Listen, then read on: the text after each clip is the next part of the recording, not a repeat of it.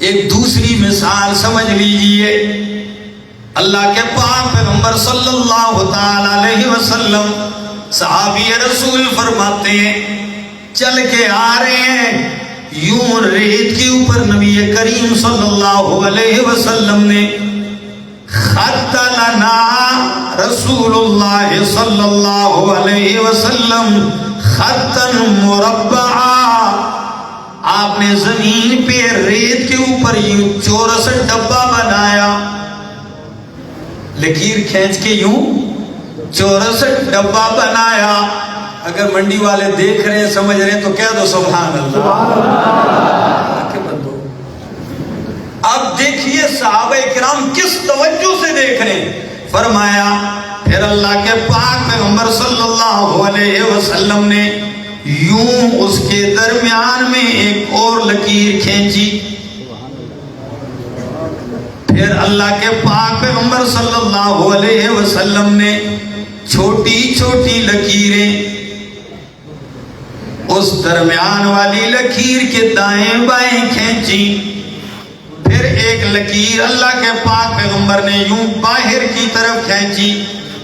منڈی والے کہیں گے یہ کوئی تعویذ نہیں ہے بھائی، او بھائی سمجھ گئی، ہاں یہ تعویذ گروں والی لکیر ہے۔ سید الانبیاء کی تعلیم کا نقشہ دیکھیے ذرا منڈی والوں، یوں لکیریں کھینچی، صحابہ کرام پوچھنے لگے اللہ کے رسول یہ مربع لکیر کیا ہے؟ فرمایا یہ انسان کی موت ہے۔ اللہ اکبر، یہ موت ہے۔ فرمایا یہ بیچ والی لکیر کیا ہے؟ فرمایا یہ انسان ہے۔ مطلب کیا ہے کہ انسان کو اس کی موت نے چاروں طرف سے گھیرا ہوا ہے، کہیں بھاگ سکتا نہیں ہے۔ ایک اچھا فرمایا اللہ کے پاک پیغمبر یہ چھوٹی چھوٹی لکیریں یہ اس انسان کے دائیں بائیں یہ کیا ہے؟ فرمایا یہ دنیا کی پریشانیاں غم اور دکھ ہیں، اگر اس پریشانی سے بچتا ہے تو یہ گھیر لیتی ہے، اس سے بچتا ہے تو اس میں گھیرے میں آ جاتا ہے، دنیا میں یہ مسئلہ لگا رہتا ہے۔ اللہ کے پاک پیغمبر معلم کائنات یہ باہر والی لکیر کون سی ہے جو دائرے کے اندر سے باہر کی طرف جا رہی ہے؟ فرمایا یہ انسان کی امیدیں اور آرزویں ہیں کہ موت تو اس کو پہلے آ جانی ہے، اور سوچا اس نے آگے کا ہوا ہے کہ 2025 میں میں انگلینڈ جاؤں گا، پھر 2026 میں امریکہ میں جاؤں گا، یہ میرا پلان ہے، پھر 2030 میں یہ کروں گا، اور مرنا اس نے صبح ہے۔ اپنی عمر سے بہت آگے تک انسان سوچ رہا ہے۔ یقین جانیے میرے دوستو، معلم کائنات نے سمجھایا اور حد کر دی ہے سمجھانے، لیکن کاش کہ کوئی معلم، کوئی استاد میرے پاک پیغمبر صلی اللہ علیہ وسلم کی تعلیم کے انداز کو سمجھے تو صحیح نا، کہ آپ کے سمجھانے کا انداز کیا ہے، آپ کیسے معلم کائنات بن کے آئے ہیں۔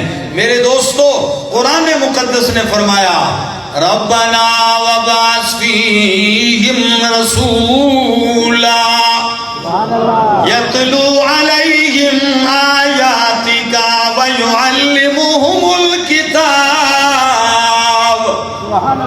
اللہ تیری کتاب کا معلم بن کے آئے گا، تیری کتاب کی تعلیم دے گا، اور تعلیم کا ایک اسلوب نہیں، کبھی عملی تعلیم یوں دی ہے۔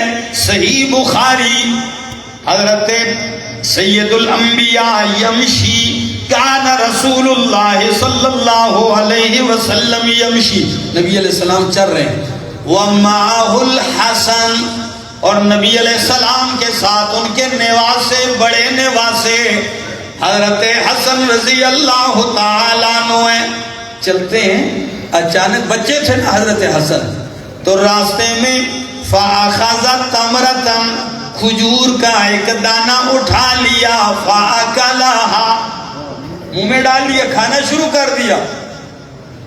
نبی علیہ السلام نے فوراً پکڑا اور فرمایا کیخ کیخ کیخ اما علمتا انا لا تحل لنا الصدقہ، او میرا نواسا کیا آپ کو پتہ نہیں ہے ہم میں محمد اور آل محمد کے لیے صدقہ حرام ہے؟ پھینکیے، قے کیجئے، کیخ کیخ لفظ یہ استعمال کیا، یہ تعلیم کا ایک انداز ہے، الٹی کیجئے، قے کیجئے۔ اللہ کے پاک پیغمبر معلم کائنات بن کے آئے اور ایسی تعلیم دی کہ کائنات کے سارے پڑھے لکھے بھی حیران ہیں کہ کیسے معلم تھے۔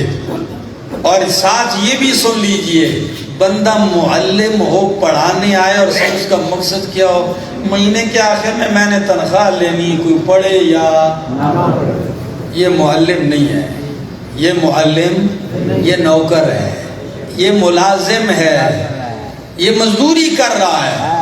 معلم وہ ہے جو آنے سے پہلے ایک درد رکھے کہ اللہ جس علم سے تو نے مجھے نوازا ہے، اللہ مجھے یہ منتقل کرنے کی توفیق دے، اور جن کو میرے سامنے بٹھایا ہے اللہ ان کے سینوں کو منور کر دے۔